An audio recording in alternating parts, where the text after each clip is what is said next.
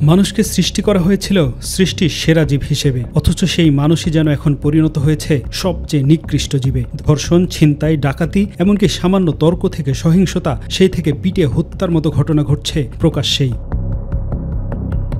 2006 সালের 28 অক্টোবর লগি বৈঠার আঘাতে প্রকাশ্যে জামাত কর্মীকে পিটিয়ে হত্যা করে আওয়ামী লীগের কর্মীরা। এছাড়া 2012 সালে পুরান ঢাকার পোশাক কর্মী বিশ্বজিৎ দাসকে প্রকাশ্যে কুপিয়ে হত্যা করে ছাত্রলীগের সন্ত্রাসীরা। শিশু পাচারকারী সন্দেহে বাড্ডার তাসলিমা বেগম রেনুকে পিটিয়ে হত্যার ঘটনা মানুষকে বিমর্ষ করে রেখেছিল বহুদিন। সবশেষ মিটফোর্ডে ব্যবসা নিয়ে দ্বন্দ্বে নৃশংসভাবে কথিত যুবদল কর্মীদের হাতে খুন হন এক ব্যবসায়ী।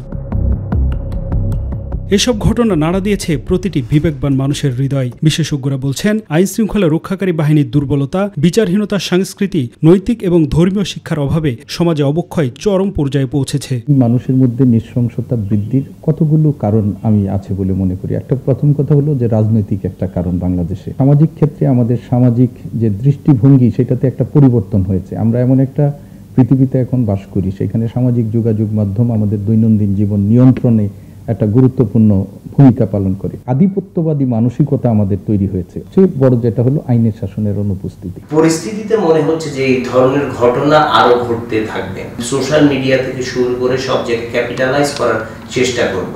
সহিংসতা বেড়ে যাওয়ার পেছনে সামাজিক যোগাযোগ মাধ্যমেরও বড় ভূমিকা রয়েছে বলে মনে করেন বিশেষজ্ঞরা। এছাড়া সন্তানের প্রতি অভিভাবকদের উদাসীনতাও সমানভাবে দায়ী। আমাদের সামাজিক যোগাযোগ মাধ্যম বলেন বা অন্য কোনো কারণের বলেন, যে অভিভাবকরাও তাদের সন্তানের উপর যে অভিভাবক সুলভ যে দায়িত্বটা তারা পালন করতে নাগে, সেক্ষেত্রেও কিন্তু আমরা খুব দূরে সরে যাচ্ছি।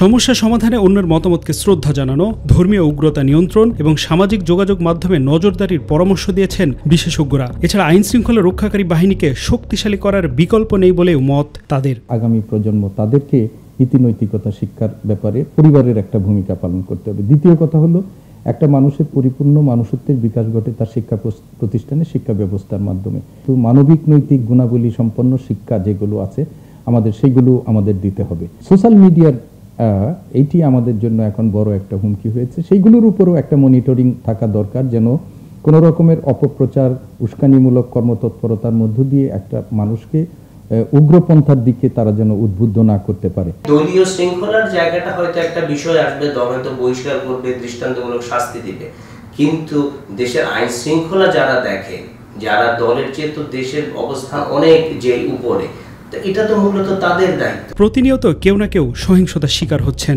সরকার এখনই কড়া পদক্ষেপ না নিলে আগামী নির্বাচনকে সামনে রেখে সহিংসতা আরও বাড়তে পারে বলে আশঙ্কা বিশেষজ্ঞদের।